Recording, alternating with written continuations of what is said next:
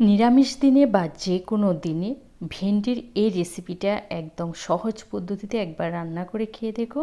যারা ভেন্ডি খেতে চায় না তারাও খাবে তৃপ্তি করে। ছোট্ট একটা ভিডিও, শুরু থেকে শেষ পর্যন্ত আমার সাথেই থাকো। আর ভিডিওতে কিন্তু লাইক কমেন্ট শেয়ার করতে ভুলো না, কারণ তোমাদের একটা লাইক আমাকে অনেক দূর এগিয়ে যেতে সাহায্য করে। তো দেখো, কড়াইতে তেল দিয়ে আমি ভেন্ডিগুলো দিয়ে দিয়েছি। ভেন্ডিগুলোকে না একদম আস্ত ধুয়ে তারপরে কেটে নেবে। আর ভেন্ডি ভাজার সময় আমি কিন্তু নুন দেবো না, নুনটা পরে ব্যবহার করব।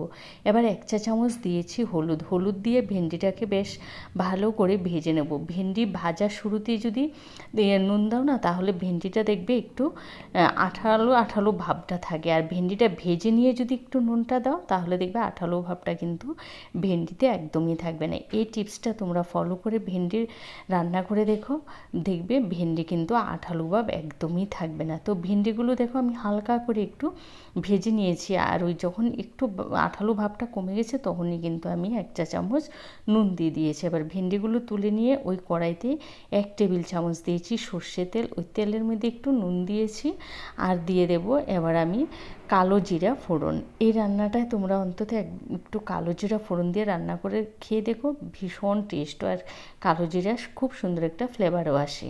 আর কেউ যদি কালো জিরাটা পছন্দ না করো, সেক্ষেত্রে কালো জিরাটা কিন্তু নাও দিতে পারো। এবার কালো জিরা থেকে সুন্দর ফ্লেভার আসলে দিয়ে দিচ্ছি হলুদের গুঁড়া, কাশ্মীরি লঙ্কার গুঁড়া। এতে খুব সুন্দর একটা ফ্লেভার আসে। এবার এটা তেলের সাথে একটু মিশিয়ে নেব, আর কালারটাও কিন্তু খুব সুন্দর হয়।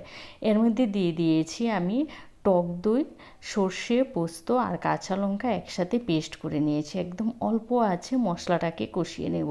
মশলাটা ততক্ষণ পর্যন্ত কষাবো যতক্ষণ না মশলা থেকে তেল ছেড়ে এসেছে। এবারে ওর মধ্যে দিয়ে দেবো আমি 1 চা চামচ চিনি। চিনি দেওয়ার পর ওই যে ভেজে রাখা ভেন্ডিগুলো, সেগুলোকে আমি দিয়ে দেবো। মশলাটা বেশ ভালো করে কষিয়ে তারপরে ভাজা ভেন্ডিগুলো দিয়ে দেবো, কারণ ভেন্ডি দিয়ে কিন্তু আমি 1 মিনিটের বেশি রান্না করব না। ভেন্ডি মশলার সাথে কষিয়ে যদি বেশিক্ষণ রান্না করো, তাহলে কিন্তু ভেন্ডি অনেক নরম হয়ে যায়, খেতে ভালো লাগে না। তো আর এই রান্নায় কিন্তু আমি এক্সট্রা কোনো জল ব্যবহার করিনি। ভেন্ডি মশলার সাথে 1 থেকে 2 মিনিট কষিয়ে তারপরে আমি গ্যাস বন্ধ করে ঢাকা চাপা দিয়ে রেখে দিয়েছি।